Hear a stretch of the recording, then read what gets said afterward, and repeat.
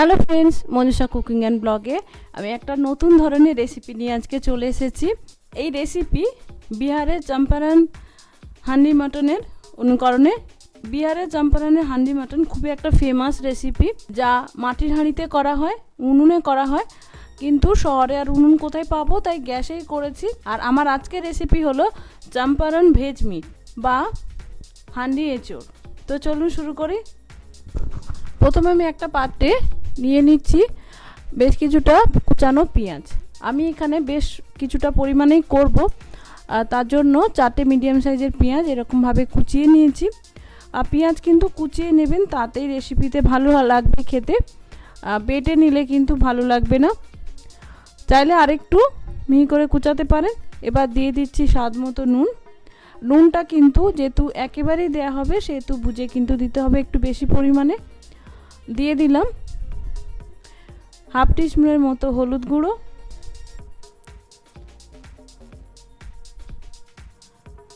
Half টিস্পুনের মতো red chilli powder. এটা কিন্তু কালারের জন্য সম্পূর্ণভাবে, আপনারা চাইলে স্কিপ করতে পারেন।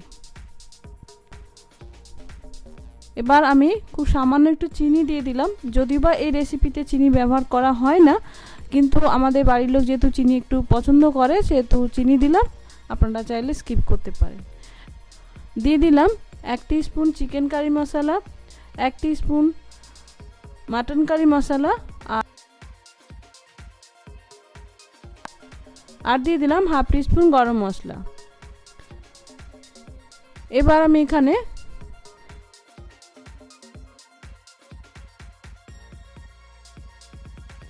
দেড় টেবিল চামচ মতো আদা, রসুন এবং 4টে কাঁচা লঙ্কা একসঙ্গে পেস্ট করে নিয়েছি, সেই পেস্টটা দিয়ে দিলাম।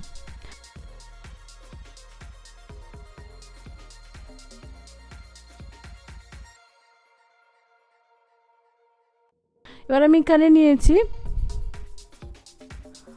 100 ml মতো সর্ষের তেল। এই সর্ষের তেলটা কিন্তু কাঁচা না, গ্যাসে কিন্তু আমি জ্বালিয়ে নিয়েছি আগে তেলটা। এতে কিন্তু কাঁচা তেল ব্যবহার করা যাবে না, পুড়িয়ে নিতে হবে তেলটা।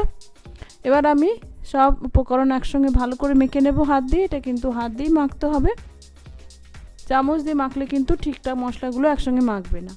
এবার দিয়ে দিচ্ছি আমি এখানে এঁচোড়। আমি এঁচোড় এরকম কিউব কিউব করে কেটে নিয়েছি। আমি একদম কচি এঁচোড় নিয়েছি, এই রেসিপির জন্য কিন্তু একদম কচি এঁচোড়ই ভালো লাগবে খেতে। আর এঁচোড়টা যাতে লাল না হয়ে যায়, তার জন্য আমি একটু হলুদ জলে কেটে রেখেছিলাম। এবার এঁচোড়টা দিয়ে আমি ভালো করে এটা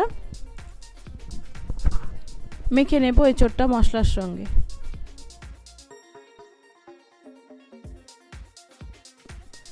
দেখুন ভালো করে আমি মশলার সঙ্গে এঁচোড়টা মিশিয়ে নিয়েছি, দেখতে কিন্তু সুন্দর লাগছে। আর এতে আমি কোনো জল দিইনি।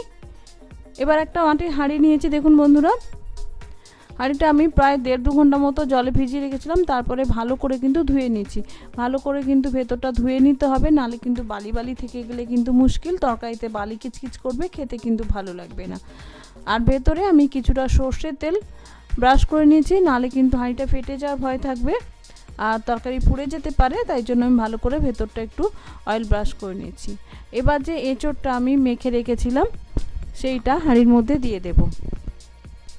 এই হাঁড়ির মধ্যে কিন্তু সমস্ত কিছু হবে, তার আগে কিন্তু কোনো রকম সেদ্ধ ভাজা কোনো কিছু কিন্তু করার দরকার নেই।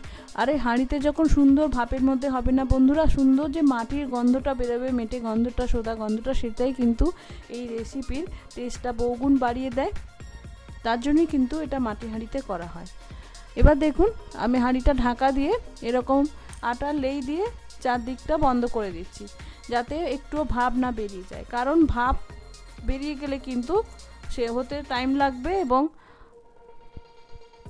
সেদ্ধ হবে না, তাই ভাপটা যাতে না বেরোয় তার জন্য এইভাবে ভালো করে আটা লেই দিয়ে আমি বন্ধ করে দিচ্ছি। এবার এটা আমি গ্যাসে বসিয়ে নিয়েছি। প্রথমে গ্যাসের আঁচটা আমি একটু বেশি রেখেছিলাম, যাতে ভেতরে তরকারিগুলো একটু তাড়াতাড়ি গরম হয়ে যায় বা মাটির হাঁড়িটা যাতে গরম হয়ে যায়। তারপরে কিন্তু একেবারে লো আঁচে বসিয়েছি, নাহলে কিন্তু হাঁড়ি তাড়াতাড়ি ফেটে যেতে পারে বা তাড়াতাড়ি কিন্তু ভেতরে যে জলটা বেরিয়েছে সেটা পুড়ে যেতে পারে। তো এইভাবে আমি বন্ধ করে 45 মিনিট রেখে দেব। দেখুন 45 মিনিট পরে আমি এইভাবে দুটো কাপড় সাহায্যে হাঁড়িটাকে ভালো করে একটু ঝাঁকিয়ে দিলাম, যাতে মশলাপাতি এঁচোড় সবই ওপর নিচ হয়ে যায়, ভালোভাবে সুসিদ্ধ হয়। আরও 45 মিনিট পরে আমি দেখুন বন্ধুরা আমি ঢাকনাটা খুলে নিচ্ছি। কি সুন্দর যে গন্ধ বেরোচ্ছে, মনে হচ্ছে যেন গাছ পাঠা না, মানে পাঠার রেসিপি আমি করেছি যেন মনে হচ্ছে, এত সুন্দর স্মেল বেরোচ্ছিল। আর তার সঙ্গে মাটির হাঁড়ির একটা গন্ধ অসাধারণ লাগছিল। দেখুন সেদ্ধও কিন্তু খুব সুন্দর হয়েছে, পুরো মনে হচ্ছে যেন মাটন কষা। এমনি এমনি কিন্তু বন্ধুরা এঁচড়কে গাছ পাঠা বলে না, মানে একবারে পাঁঠার মাংসের মতো হয় খেতে।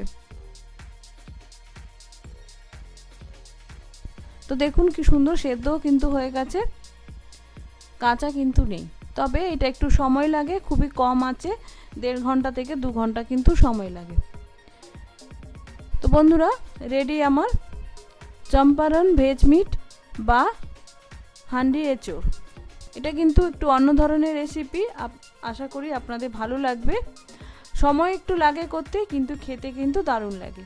তো বাড়িতে কিন্তু অবশ্যই এই এঁচড়ের সময় একবার ট্রাই করবেন, আর এখনই করবেন, কারণ এখন কচি এঁচড় পাওয়া যাচ্ছে।